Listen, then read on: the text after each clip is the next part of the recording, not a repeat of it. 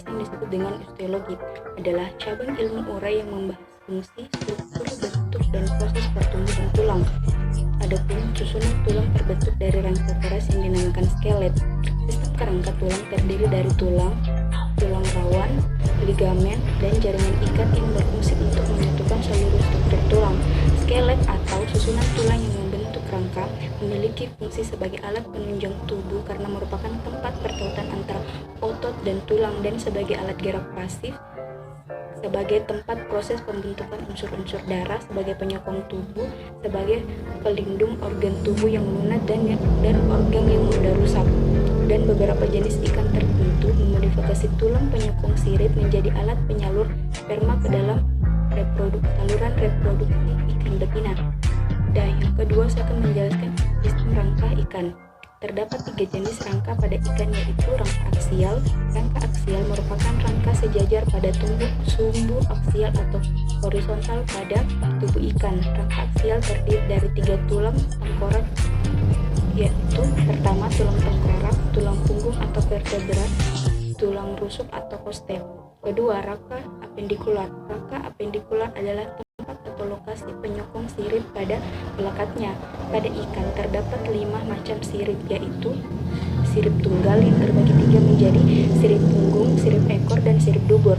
Adapun sirip berpasangan yaitu sirip dada dan sirip perut. Ketiga atau yang terakhir itu rangka visceral. Rangka visceral terdiri dari tulang bungkung insang dan perifidnya. Struktur tulang insang yang menyokong insang dan melindungi farinks terdiri dari 7 tulang lengkung insang. 2 lengkung insang yang pertama menjadi bagian dari tulang-tulang tengkorak, sedangkan 5 lainnya berfungsi sebagai penyokong insang. Sekian, terima kasih.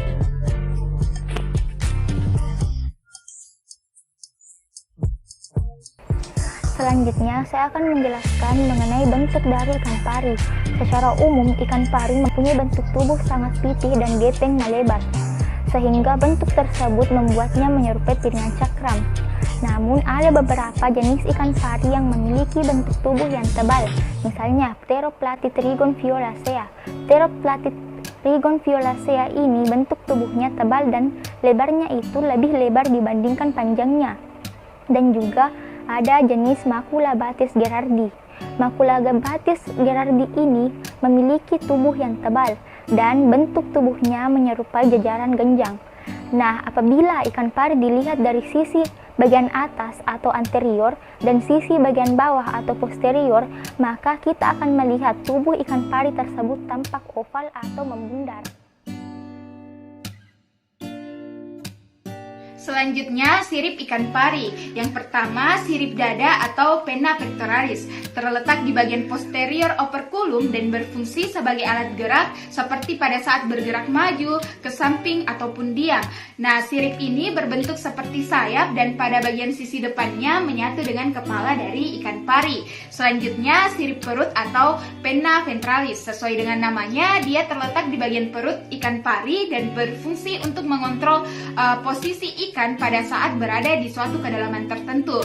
Dan yang ketiga adalah sirip ekor atau pinna caudalis. Dia terletak di bagian posterior atau bagian belakang dari tubuh ikan dan berfungsi sebagai alat pendorong pada saat ikan melakukan gerakan maju. Perlu kita ketahui bahwa tidak semua ikan pari memiliki ketiga sirip ini. Salah satu contohnya adalah ikan pari luncur, di mana ikan ini tidak memiliki sirip ekor atau pinna caudalis. Bismillahirrahmanirrahim. Assalamualaikum warahmatullahi wabarakatuh. Saya akan menjelaskan bagian ekor dari ikan pari. Pada pangkal ekor ikan pari terdapat taji sekitar 8 inch yang diselubungi dengan bahan yang bentuk sisik ikan hiu yang dikenal sebagai dermis dentikal atau dermal dentikal. Bagian ini akan menjadi keras dan tegang apabila ikan pari merasa terancam, membentuk seperti pisau bergerigi dan memiliki bisa yang mengancam pemangsa. Nah, bentuk ekor ikan pari seperti cambuk pada beberapa spesies dengan sebuah atau lebih duri tajam di bagian ventral dan dorsal. Terima kasih.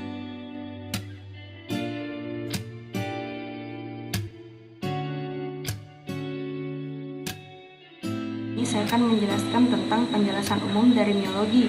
Seperti kita ketahui bersama bahwa miologi merupakan cabang ilmu dari anatomi yang mempelajari tentang otot serta struktur yang ada hubungannya dengan otot, misalnya tendon, fascia, bursa, dan juga aponeurosis. Tendon adalah serabut yang keras berupa jaringan ikat fibrosa yang biasanya menghubungkan otot ke tulang dan mampu bertahan terhadap ketegangan. Tendon mirip dengan ligamen dan fascia karena mereka semua terbuat dari kolagen, di mana ligamen menghubungkan satu tulang ke tulang yang lain, sedangkan fascia menghubungkan otot ke otot yang lain. Kemudian jenis-jenis otot. Pada umumnya jenis otot dibagi menjadi 3, yaitu otot lurik, otot polos, dan otot jantung. Kemudian yang pertama yaitu otot lurik. Memiliki desain yang efektif untuk pergerakan yang spontan dan membutuhkan tenaga besar. Pergerakannya diatur sinyal dari sel syaraf motorik. Otot ini menempel pada kerangka dan dapat digunakan untuk pergerakan. Kemudian otot polos. Otot yang ditemukan dalam intestinum dan pembuluh darah bekerja dengan pengaturan dari sistem saraf tak sadar, yaitu saraf otonom. Otot polos dibangun oleh sel-sel otot yang terbentuk gelondong dengan kedua ujung meruncing serta mempunyai satu inti. Kemudian yang terakhir yaitu otot jantung. Otot yang ditemukan dalam jantung ini bekerja secara terus-menerus tanpa henti. Pergerakannya tidak dipengaruhi oleh sinyal saraf pusat. Baiklah, saya akan menjelaskan tentang otot bagian kepala dari ikan pari. Ikan pari sendiri memiliki bentuk yaitu picak. Terdapat 4 otot pada bagian kepala ikan pari. Yang pertama adalah otot penggerak rahang. Yang kedua adalah otot penarik eksternal, di mana otot ini terdapat 3 di bagian dorsal dan 4 di bagian ventral. Yang ketiga adalah otot elevator palatin, merupakan jenis otot brasiomerik. Otot ini terdapat di bagian muka, rahang, dan lengkung insang, berfungsi sebagai pengerut. Yang keempat adalah otot penarik eksternal. Otot ini saling berhubungan, terutama dengan rahang dan lengkung insang. Otot ini mempunyai 2 komponen, yaitu komponen urat daging di luar atau superficial dan komponen urat daging di bagian dalam atau profunda.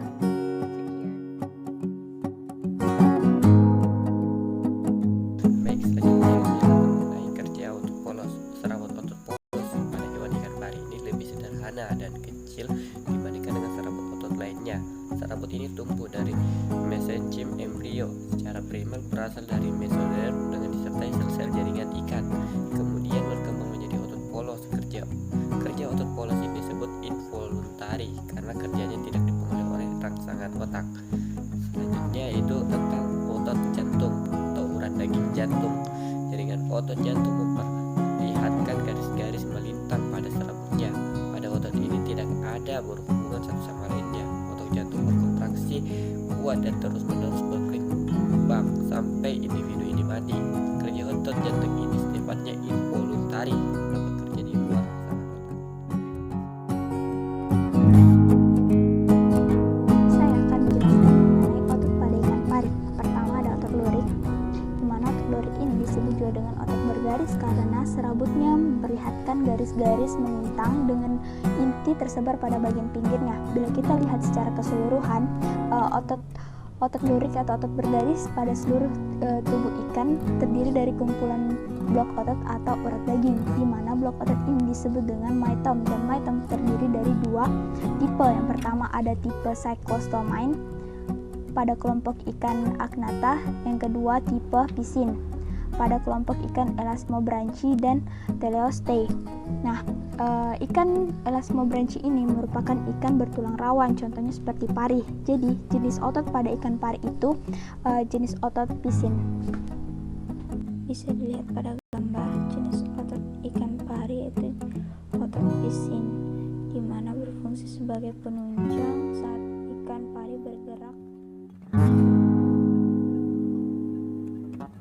Pada organ listrik ikan pari, dia berbentuk seperti cakram dan tersusun atas sel-sel multinukleat yang biasa disebut dengan elektrosit. Organ produksi listrik itu terletak pada kedua sisi kepala ikan pari, dan kedua itu akan sama-sama menghasilkan listrik dari 8 sampai 200